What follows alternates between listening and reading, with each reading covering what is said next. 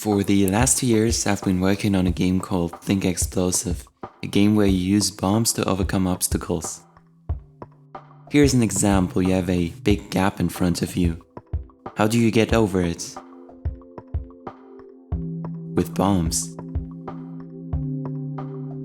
That was the start of the project, but the idea itself is older. Do you remember Portal 2, the part with the bombs? A very small part of the game, but it always stuck with me. Portal 2 was one of the games I played on the PlayStation 3. Another game I enjoyed playing was Little Big Planet 3. There was a head device that you could use to spawn different things, including bombs, that quickly turned out to be fun. The bombs are dangerous because they damage you when they explode, but you need them to progress. You can only destroy these Minecraft-like blocks with bombs. The device is also very sensitive. When you hold down the trigger button, lots of bombs will spawn next to you and they all explode. The aim of the game was to visit your aunt and uncle, but they live in the clouds, so you make your way upwards. You encounter various obstacles along the way. In the trees you meet miserable NPCs who throw bombs at you and blow themselves up while they're at it. There's always the danger of falling all the way down again too. After dodging a few lightning bolts in the clouds, you finally meet your aunt and uncle, who are very happy to see you.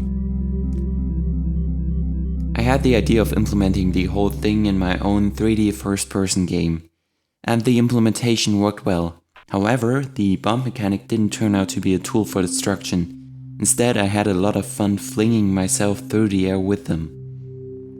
Still very impressed by Portal 2, I started building levels.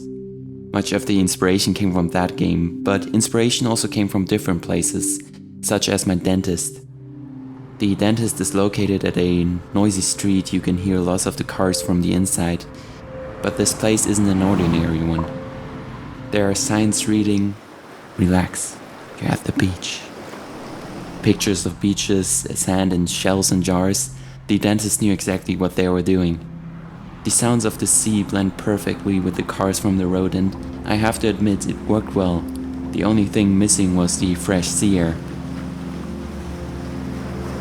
How well does this relaxation method work for test subjects in a facility 30,000 meters below the ground? That's for everyone to decide for themselves. In any case, I have made an effort to build an authentic orthodontic experience.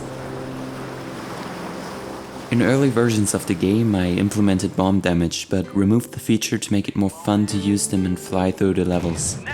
There are no bombs in the first level, you unlock them in the second one. Let me give you a look at gameplay by a pro.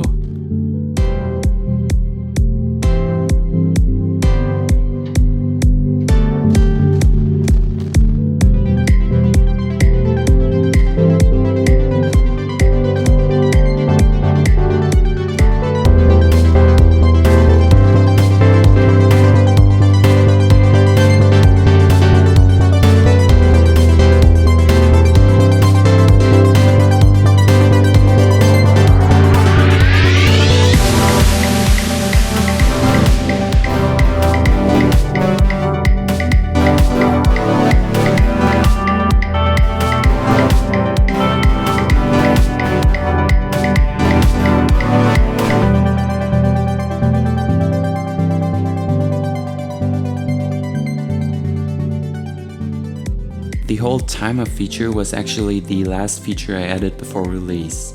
Until one of the playtesters said a leaderboard would be nice, I thought ThinkExplosive was an atmospheric puzzle game. That quickly changed with the implementation of leaderboards. Atmosphere is a big aspect of ThinkExplosive, like in the game I developed before it in 2022. 𝙏𝙀𝙀𝙭 is a first-person platformer for the Nintendo 3DS. It was released 9 months before the eShop closed. It must have been one of the last releases, a long childhood dream that actually came true. 𝙏𝙀𝙀's focus is on atmosphere. The soundtrack is similar to the one in ThinkExplosive. I wanted to bring the same experience to PCs without the limitations of the 3DS.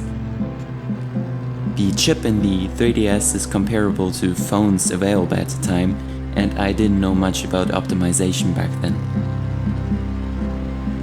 I'm happy with how the atmosphere in ThinkExplosive has turned out. The main campaign is short, but the game is packed with lots of extra features. You can play it for a long time. Link to the game is in the description. Thanks for watching.